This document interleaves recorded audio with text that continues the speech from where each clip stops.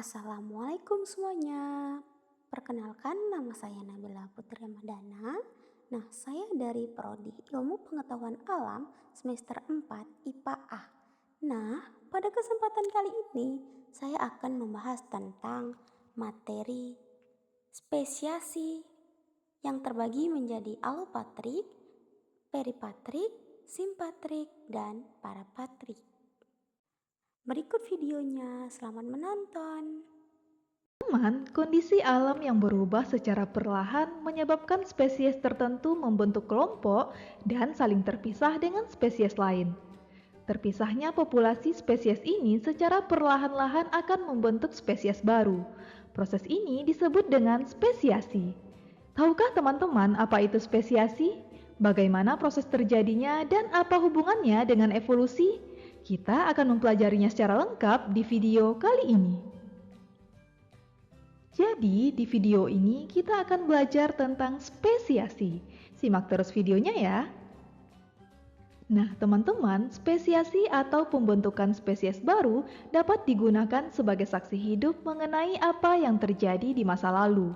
Karenanya, proses spesiasi dapat pula dianggap sebagai bukti bahwa proses evolusi memang terjadi. Spesiasi dapat terbentuk jika terjadi kondisi-kondisi berikut. Pertama, adanya perubahan lingkungan. Kedua, terdapat relung yang kosong.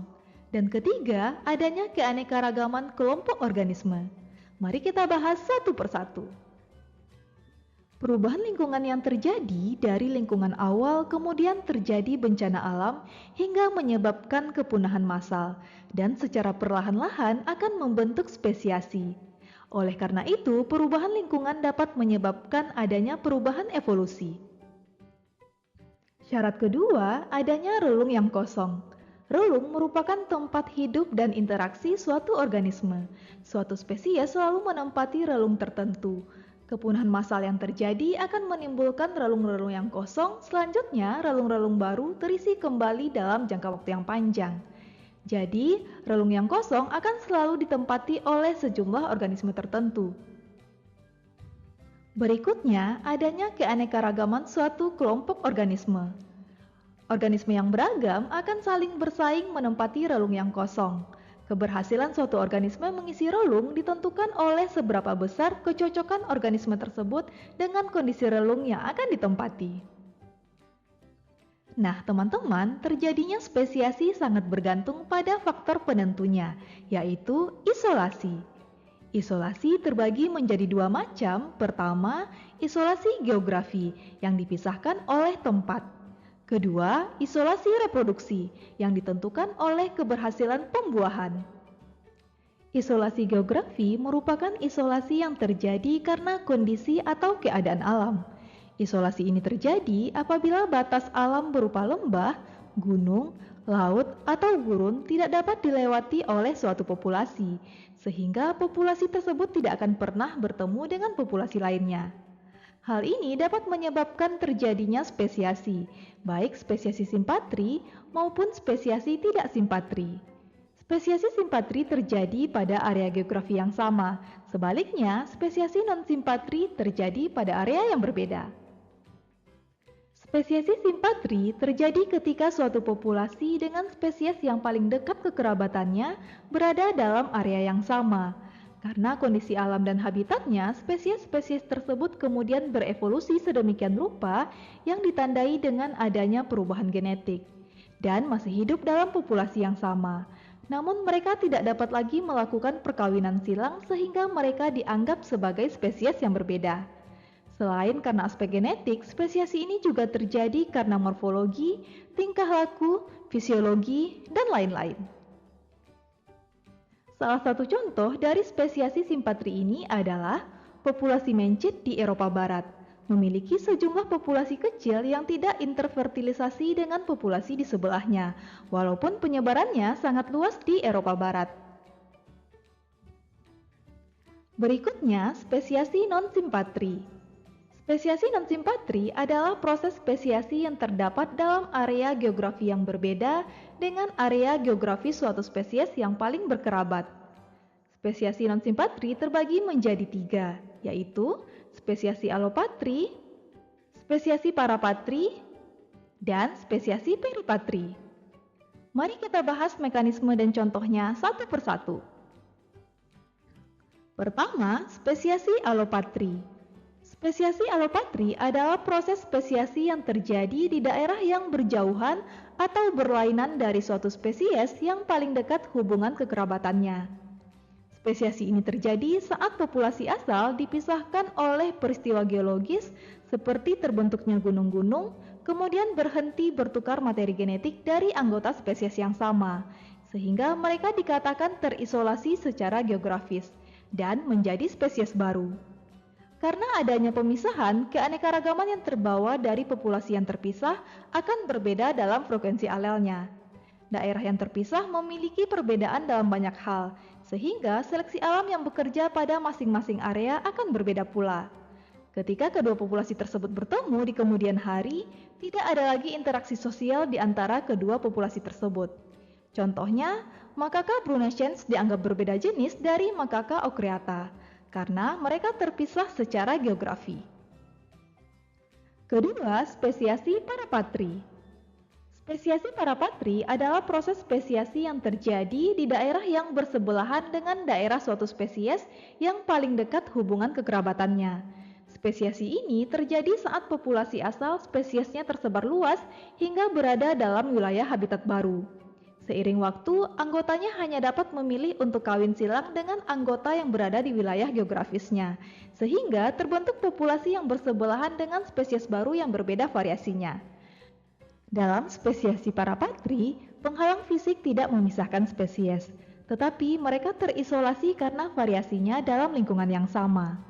Akhirnya, pada suatu keadaan, akan ada dua populasi yang sudah tidak mampu berinteraksi secara interfertil, sehingga mereka dianggap sebagai spesies tersendiri. Salah satu contoh spesies ikan yang terbentuk melalui spesiasi parapatri adalah Chaetodontoples polyurus dan Chaetodontoples mesoleucus. Perbedaan dari kedua spesies tersebut terdapat pada warna ekornya. Ketiga, spesiasi peripatri. Spesiasi peripatri adalah proses spesiasi yang terjadi di daerah pinggir dari daerah suatu spesies yang paling dekat hubungan kekerabatannya.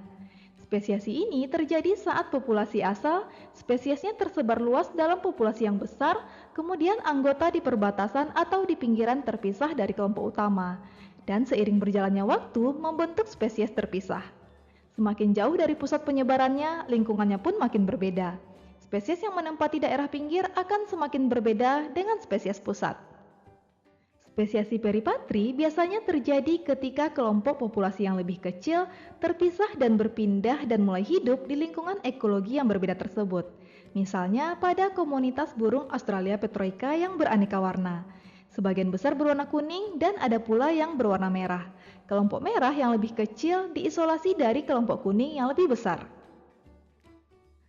Nah, teman-teman, dari penjelasan tadi kita tahu bahwa spesiasi alopatri berbeda dari sisi geografis dengan spesiasi simpatri.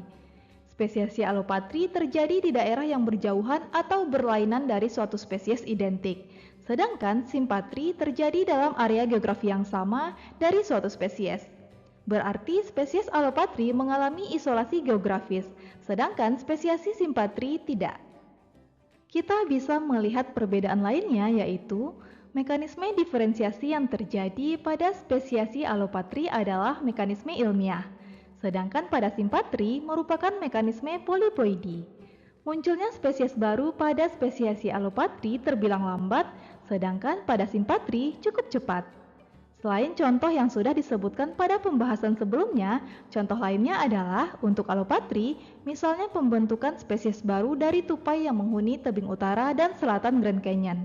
Dan contoh lain simpatri adalah perbedaan bentuk paus orca di timur Laut Pasifik. Gimana? Teman-teman bisa memahami perbedaan dua spesiasi ini ya? Selanjutnya, isolasi reproduksi. Proses spesiasi juga ditinjau dari kemungkinan suatu spesies untuk melakukan perkawinan dalam suatu populasi, sehingga menghasilkan keturunan yang mungkin juga berbeda.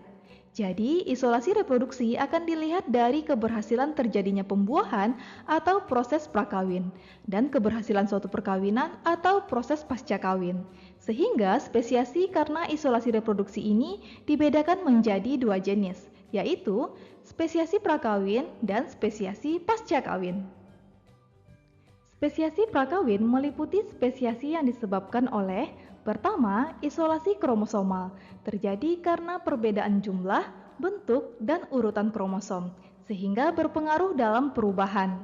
Kedua, isolasi musim, karena adanya perbedaan musim kawin atau musim berbunga yang menyebabkan individu hanya dapat saling membuahi individu tertentu yang cocok.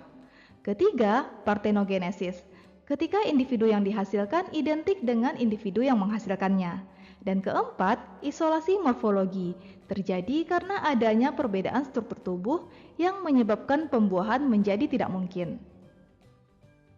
Sedangkan spesiasi pasca kawin meliputi letalitas, adanya embrio yang letal atau mati, sterilitas, ketika individu yang dilahirkan tidak dapat memiliki keturunan, dan semiletal ketika individu yang dihasilkan meskipun hidup normal dan dapat memiliki keturunan namun memiliki vitalitas yang sangat rendah.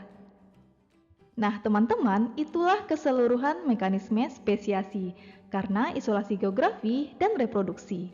Jadi spesiasi dapat terjadi karena adanya evolusi makhluk hidup.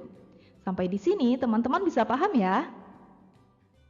Agar teman-teman semakin paham, mari kita selesaikan contoh soal berikut. Soal pertama, disebutkan jika dua varietas dari suatu spesies kemudian menempati dua daerah yang terpisah dan sangat jauh berbeda keadaannya, maka lama-kelamaan akan terjadi perubahan dan akhirnya timbul spesies baru yang berlainan. Kita diminta menentukan jenis pengaruh isolasi yang tepat untuk kondisi tersebut. Kita tahu jenis spesiasi untuk daerah yang terpisah dan sangat jauh berbeda keadaannya adalah spesiasi non-simpatri. Dan spesiasi ini dibedakan menjadi tiga jenis, yaitu spesiasi alopatri, parapatri, dan peripatri. Spesiasi alopatri adalah spesiasi yang terjadi di daerah yang berjauhan atau berlainan dari suatu spesies yang paling dekat hubungan kekerabatannya. Jadi, spesies alopatri dipengaruhi karena adanya isolasi alopatri. Sedangkan isolasi simpatri untuk area geografis yang sama, peripatri untuk daerah pinggir, parapatri untuk daerah bersebelahan, dan reproduksi untuk keberhasilan pembuahan. Jawaban yang benar D. Soal kedua, dinyatakan bahwa suatu populasi burung terpisah menjadi dua populasi.